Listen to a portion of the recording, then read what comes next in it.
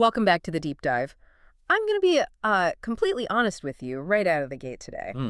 There are topics we cover because they're just, intellectually fascinating, the history of anesthesia, the future of AI and surgery.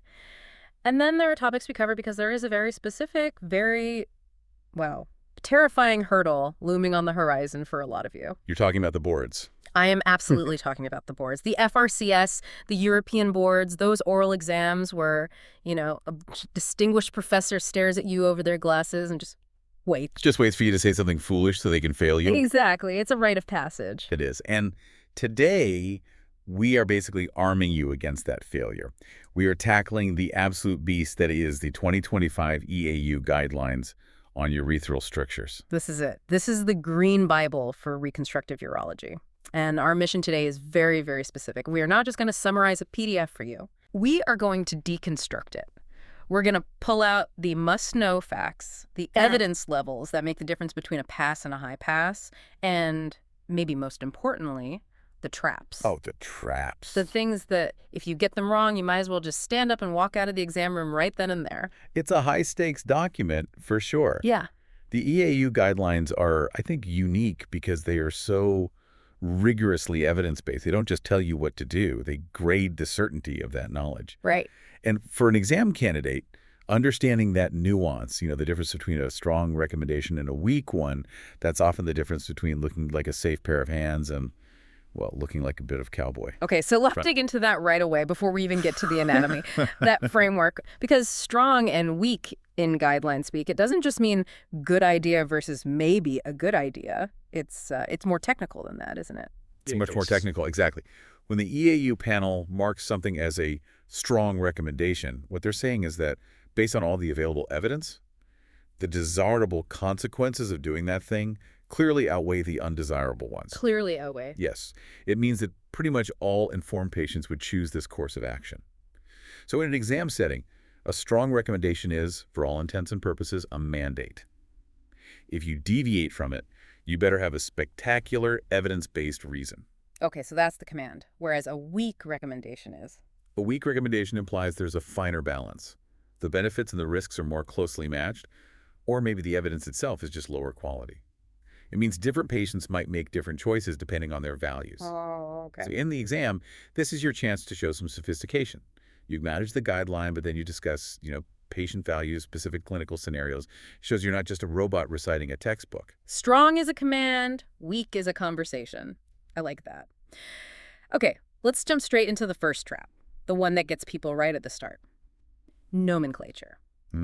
Now, I know this sounds pedantic. I know people's eyes can glaze over at definitions, but I have been told by examiners that using the wrong word here is an instant, massive red flag. It is the Brown M&Ms test for urology. You know that story about Van Halen? Right, checking if the promoter read the contract. Exactly. If you walk into a station and describe a narrowing in the prostatic urethra as a stricture, the examiner just descendal, they mentally check out. They stop listening to your brilliant management plan because they know you don't understand the fundamental anatomy. Okay, so let's drill this down for everyone listening. What is the histological definition of a urethral stricture? A urethral stricture, by the official EAU definition, is a narrowing of the urethral lumen that is caused by a process called spongiofibrosis. Spongiofibrosis, that is the key word. That's the money word? That's the word. It means fibrosis or scarring of the corpus spongiosum. The spongy erectile tissue.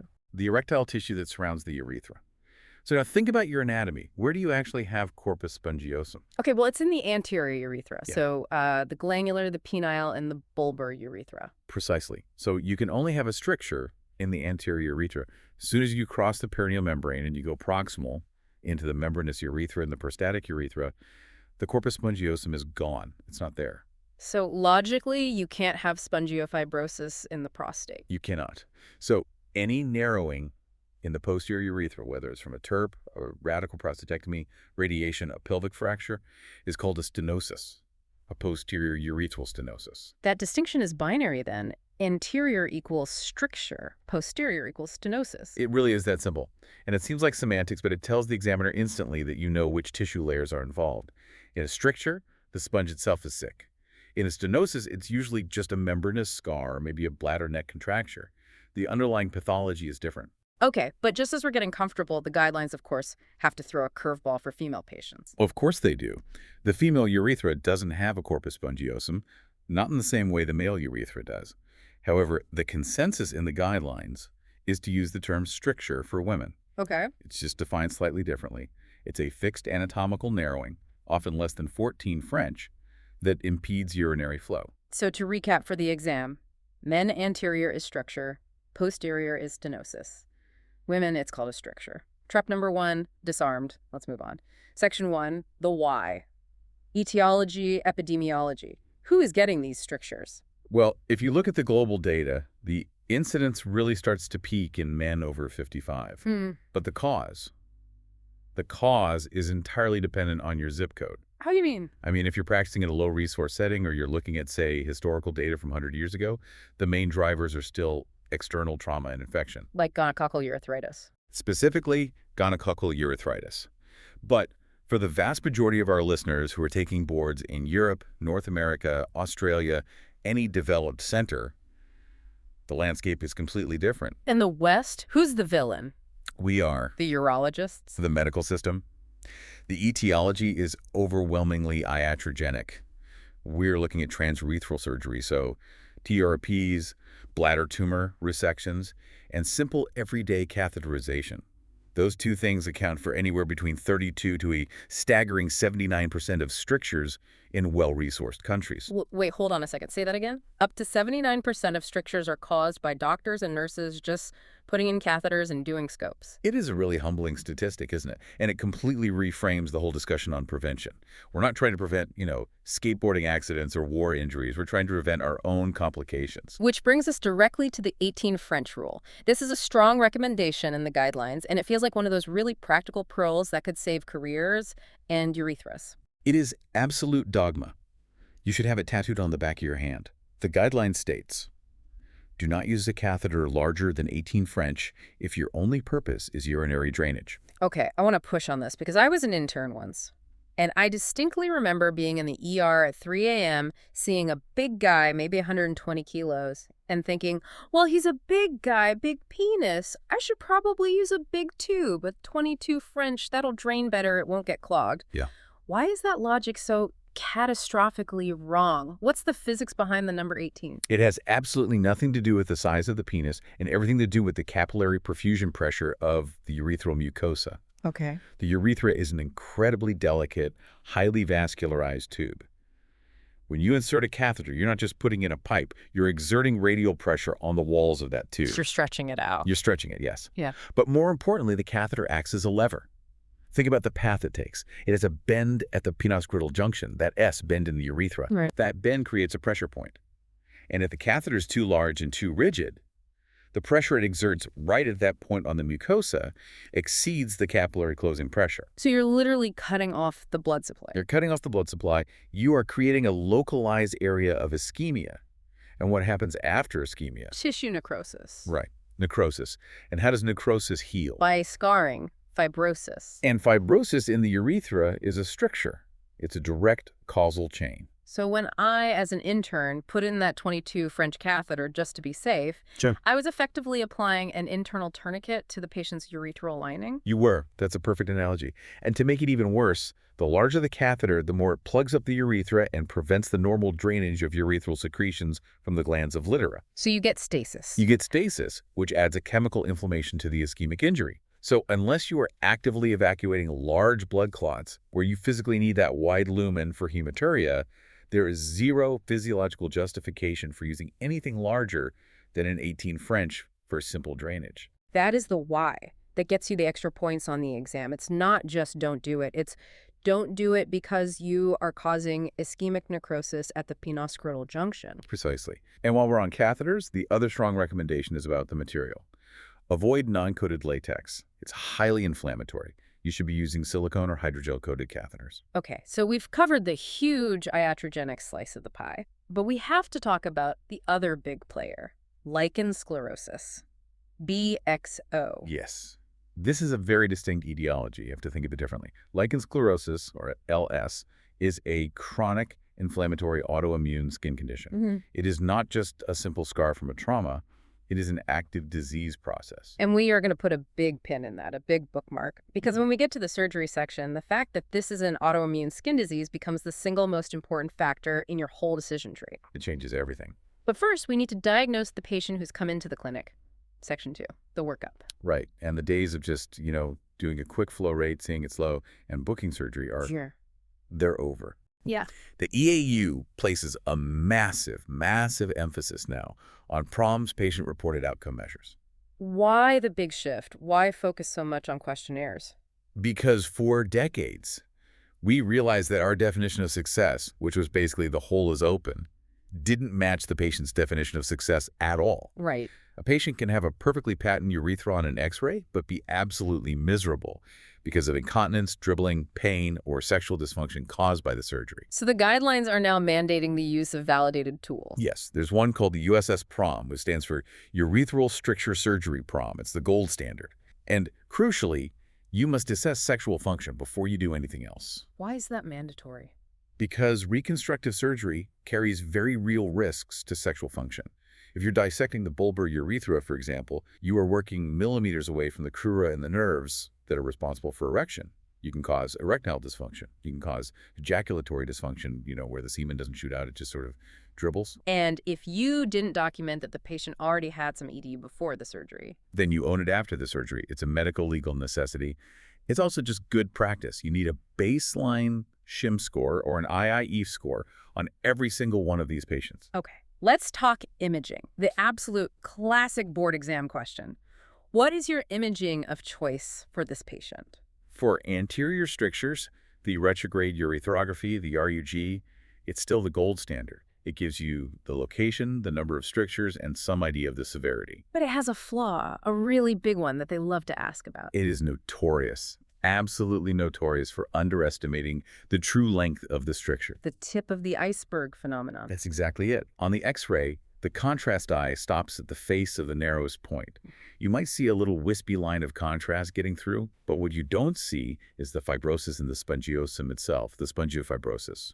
So you might measure a 1 centimeter stricture on the film. But when you actually get in there and operate, the scar tissue extends for 2 or 3 centimeters. Easily. So how do we mitigate that? How do we get a better picture? You have to combine it with urethroscopy. You have to put a scope in. The guideline is strong on this. You need to look inside. Is the mucosa pale and scarred? Is it red and angry and inflamed? Where does the healthy tissue actually begin? The scope adds the texture and the real-world view that the 2D shadow of the X-ray misses. Okay, now here's the high-yield discriminator question. Everyone in the exam is going to order a RUG, but when do you order an MRI? When is an MRI actually better than a RUG? This is a critical point.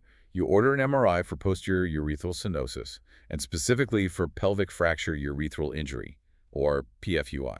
Why? What is the MRI seeing that the RUG can't? The RUG is just a 2D shadow of the inside of the pipe. In a pelvic fracture, the urethra hasn't just narrowed, it's been torn apart. It's what we call a distraction defect.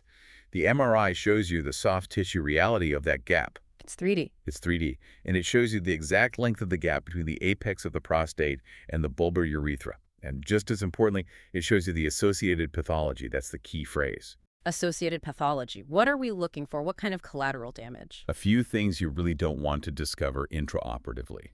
Number 1, a rectal fistula. Number 2, false passages where someone tried to blindly shove a catheter in at the time of the trauma and created a track into the thigh or the retroperitoneum. Okay.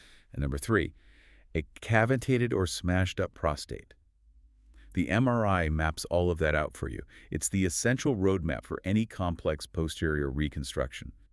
For a simple anterior stricture, it's total overkill. For a pelvic fracture, it's absolutely essential. Perfect. All right, let's get to the meat and potatoes. Section 3, management of male anterior strictures. The decision tree. This is where the guidelines really shine with these evidence-based pathways. So let's start with the easy one. The patient walks in, you diagnose a stricture, but he says, you know what, doc, it doesn't really bother me. Then you do nothing. Conservative management is a perfectly valid option. If the stricture is what we call subclinical, meaning the caliber is still decent, usually defined as greater than 16 French, and they have no infections, good emptying, you could just watch them. They don't all just inevitably close up. No, not at all. The natural history isn't always a relentless progression to complete obstruction. If they're happy and asymptomatic, leave them alone. Okay, but let's say they are symptomatic. The flow rate is 5 millisec, they're straining to pee. We have two main weapons in the arsenal, the endoscope, so DVIU or dilatation, and the knife, urethroplasty. Let's fight about the endoscope first. Ah, yes. This is probably the area of urology with the most ingrained dogma and historically the least adherence to good evidence. We love a DVIU, don't we? It's quick, it's easy, it's a day case. Direct vision internal urethrotomy. You look in with the scope, you see the scar ring, you take a little knife, you cut it at the 12 o'clock position, the urethra springs open, and everyone feels like a hero. But is it a permanent fix? And that is the billion-dollar question. And the guidelines lean very, very heavily on the steam camp evidence here. Okay, break down the Steenkamp trial for us, because this is one of those studies you absolutely need to be able to quote in your exam. So Steenkamp and colleagues, they did a randomized controlled trial. They compared DVIU, cutting the scar against simple filiform dilatation, which is just stretching it. And the hypothesis was that a clean cut would be superior to just stretching or tearing the scar. Made sense. And the result? No significant difference in efficacy. Wait, really? So cutting it with a knife versus just stretching it with a tube gave you the exact same long-term result? Statistically, yes. And what's more, they also found there was no difference between using a cold knife or a fancy laser. It all came out the same in the wash. That feels so counterintuitive. Why doesn't cutting it work better? It's all about how it heals. Whether you tear the stricture with a dilator or you incise it cleanly with a knife, you are creating a wound in a wet, contaminated environment. That wound is going to heal by secondary intention.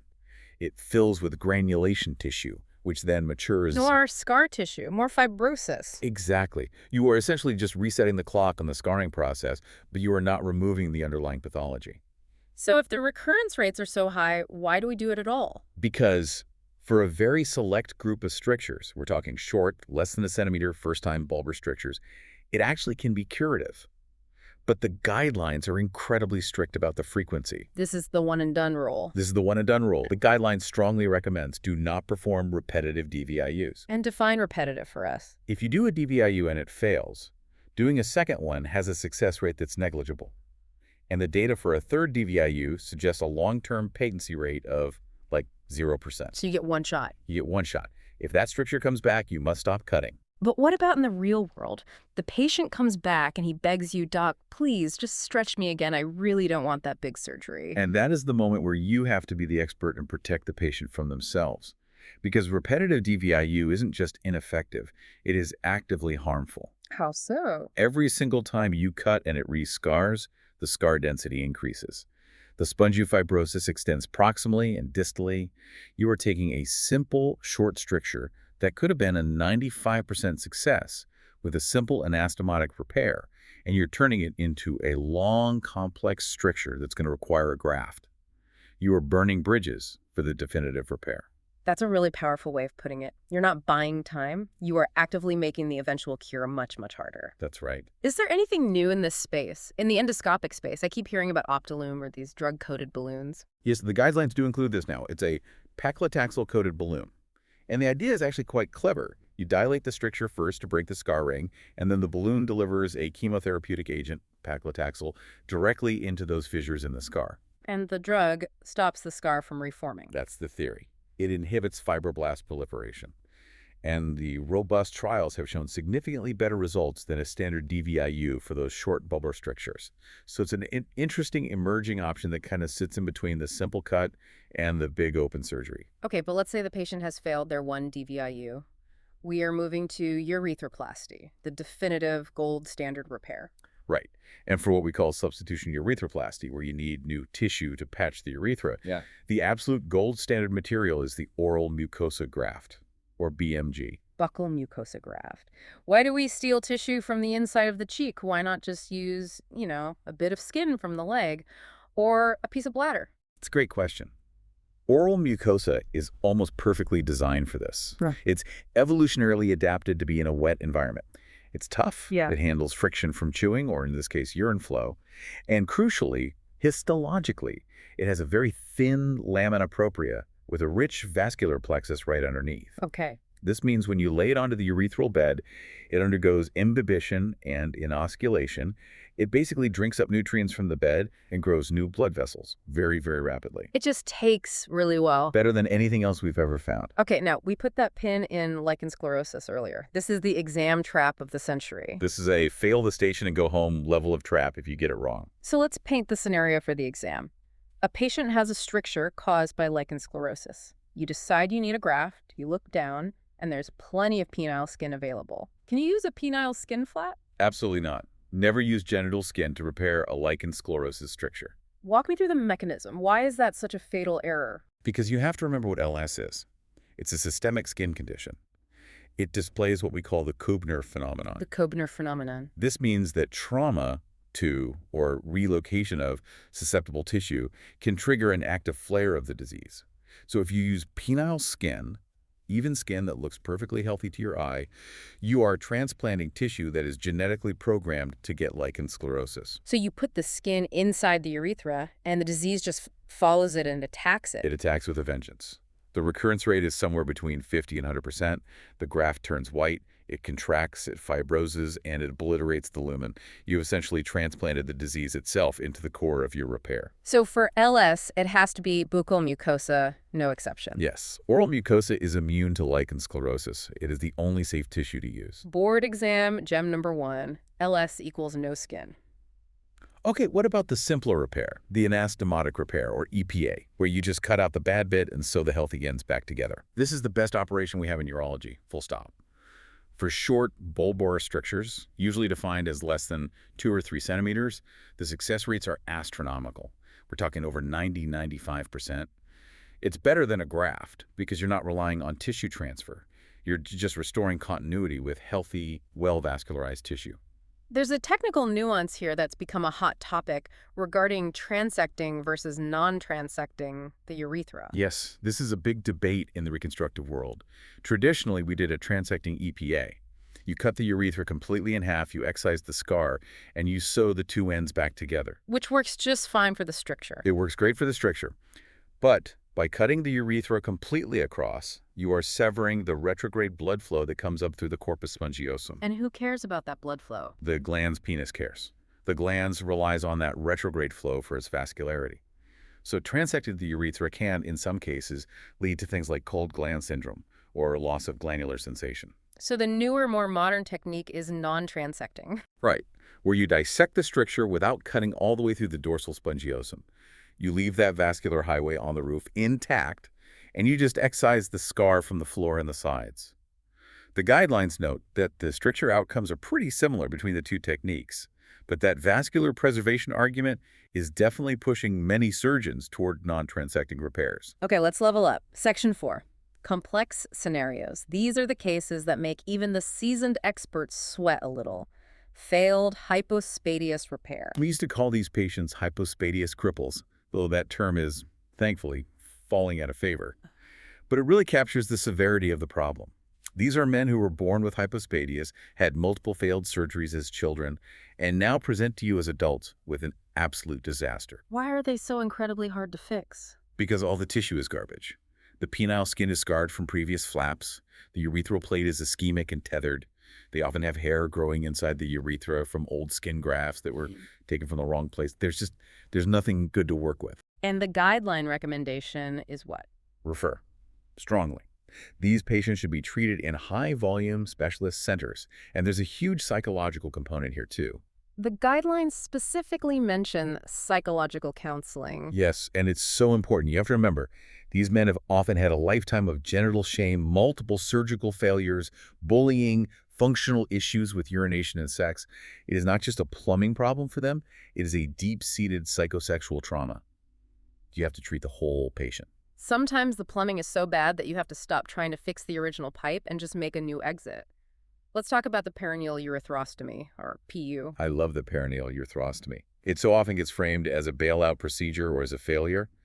But for many men, especially older comorbid men or those with totally devastated urethras from LS or multiple failed surgeries, it is a liberation. So this is creating a permanent opening for urine to come out just behind the scrotum. That's right. They have to sit down to pee for the rest of their lives. But they pee fast, They empty their bladder completely, and they are done with catheters, dilations, and surgeries forever. The quality of life data for a well-constructed PU is actually excellent. It's a lifestyle choice, not a surgical failure. It's a valid end-stage solution. And techniques like the 7-flap or the Blandy are standard ways to create a durable, funnel-shaped stoma. Okay, what about major trauma? Pelvic fracture, urethral injury, PFUI. The pelvis breaks, the urethra snaps in two. The golden rule here, the absolute #1 principle, is patience. The guidelines say delayed repair. Correct. You do not go in acutely to try and fix it. When that patient comes into the trauma bay with a broken pelvis and blood at the meatus, your job is to place a suprapubic catheter. Yeah. And then you wait. How long are we waiting? 3 to 6 months. Wow. Why so long? Why not fix it at the same time you're fixing the bones? Because acutely, it is an absolute mess in there. There's a massive pelvic hematoma. The prostate is floating high up in the pelvis. If you try to operate then, you'll encounter massive bleeding, and you won't be able to see any of the anatomical planes. Yeah. You need that hematoma to resorb, the inflammation to completely subside, and the prostate to descend back down into a more anatomical position. You need a stable, mature scar to operate on. And the technique for the repair is the progressive perineal approach. Yes. It's a stepwise ladder of maneuvers. Step 1, mobilize the bulbar urethra. If that's not enough length, step 2, separate the corporal bodies. Still not enough. Step 3, resect the inferior pubic bone of pubectomy. You just keep doing steps until you have enough length to bridge that gap, completely tension-free. One last complex scenario, radiation. Radiation-induced stenosis is the ultimate heart sink diagnosis for a reconstructive surgeon. Radiation works by damaging cellular DNA and causing obliterative endarteritis. It kills off all the small blood vessels. So the tissue is fundamentally ischemic. It's dead or dying. It's pale, it's poorly vascularized, and it heals terribly. And what about the risk of incontinence after you fix it? It's incredibly high because the radiation has often already damaged the external urinary sphincter. The only reason the patient is continent is because the tight stricture is acting as a dam, blocking the flow of urine. The stricture itself is the continence mechanism. In many cases, yes. So when you go in and fix the stricture, you open the floodgates. You unmask the underlying sphincter incompetence. You absolutely must warn the patient about this beforehand. I can make you pee, but there is a very high chance you are going to leak. The guidelines are very explicit about this consent conversation. Many of these patients end up needing an artificial urinary sphincter, an AUS, down the line. Let's move briefly to Section 5, female urethral strictures. Is the management algorithm the same as for men? No. It's quite different, actually. How so? Well, in men, we just said dilation once, maybe, and then stop. In women, dilation is a very acceptable, often long-term first-line treatment. Why the double standard? The female urethra is just. It's a different beast. It's short, it's straight, it's more compliant. Repetitive dilation, or even teaching the patient intermittent self-dilation, ISD, is very well tolerated and can be highly effective for years. But if they keep recurring and you do need surgery... Urethroplasty in women works very, very well. You can use vaginal wall grafts, labial grafts, or buccal mucosa. The success rates are well over 80–90%. But the key is not to rush to that big surgery as quickly as you would in a man. Okay. Section 6. Transgender patients. This is a rapidly growing section of the guidelines, I imagine. It is, and it's all about understanding the new anatomy. In trans men, that's females transitioning to males who undergo a phalloplasty, the stricture almost always happens at the anastomosis. The connection point, where the original fixed native urethra is joined to the new skin tube of the phallus. Right. It's a high-tension area. It often has a tenuous blood supply. It's a weak link in the chain. And for trans women, so males transitioning to females. The stricture is usually at the meatus. It's a stenosis of the new opening that was created. These are often technically easier to fix with a simple metoplasty or a VY advancement flap. Okay, let's get into the practicalities. Section 7, perioperative care. There's a concept here in the guidelines called urethral rest. It sounds like a spa treatment, but it's actually a really important surgical discipline. It is the discipline of waiting, of having patience. If a patient comes to you and they've been dilating themselves every day for a year, or they've had an indwelling catheter for weeks, that urethra is angry, inflamed, edematous, friable. It's just boggy. If you try to operate on that tissue, your fine sutures will just tear through it like it's wet tissue paper. Yeah. And you won't be able to see the true boundary between the scar and the healthy tissue because everything is swollen and red. So what's the rule? What do you do? You have to divert the urine You place a suprapubic tube, and then you walk away. You wait. How long do you wait? The guidelines suggest a minimum of 6 to 12 weeks, but often up to 3 months. You want all of that inflammation to completely vanish and the stricture to mature into a stable, white, well-defined scar. Only then can you accurately stage it and repair it properly. And one last pre-op check that the guidelines say is mandatory: urine culture. Absolutely mandatory. You must treat any proven infection before surgery. You do not want to place a beautiful, pristine buccal graft into a bed of E. coli. That is a recipe for graft infection and complete failure of the repair. Oh, and finally, Section 8, follow-up. The surgery is done. The patient is peeing. How do we know we actually won? This brings us full circle right back to the beginning. How do we define success? For 100 years, surgeons defined success as patency. As in, does it look open on the x-ray? Exactly. I can get a 16 French scope through it, therefore I am a genius and the operation was a success.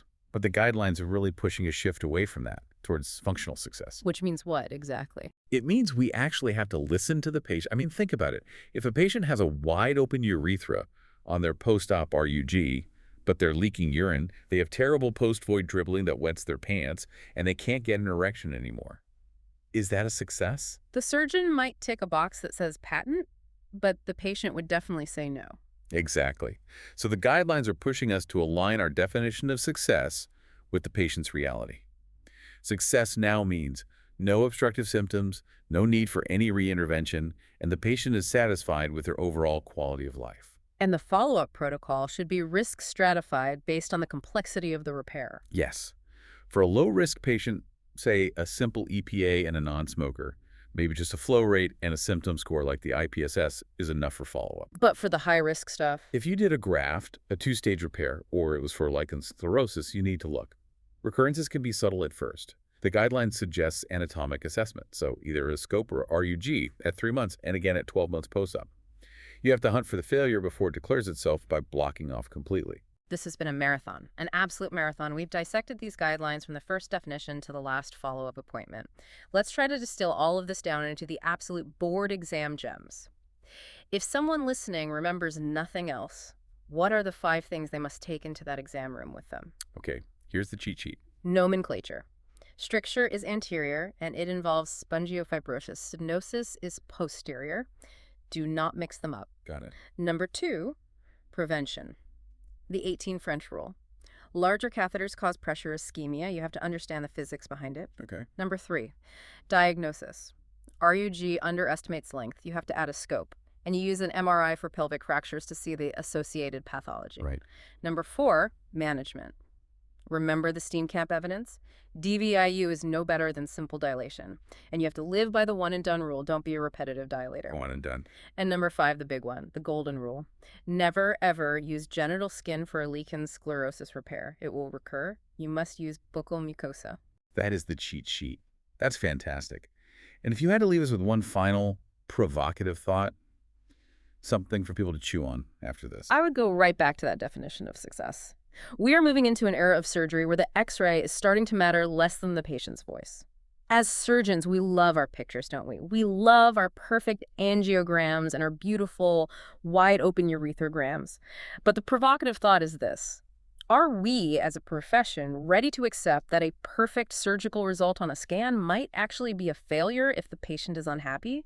And conversely, can a suboptimal-looking X-ray actually be a success if the patient is content and living their life? The guidelines are telling us to stop treating the X-ray and start treating the human being. Stop treating the X-ray, start treating the human. That is a powerful place to end. To all the candidates out there listening, go crush that exam, know your definitions, respect the catheter, and for goodness sake, remember, no skin in LS. Thanks for listening to The Deep Dive. Good luck, everyone.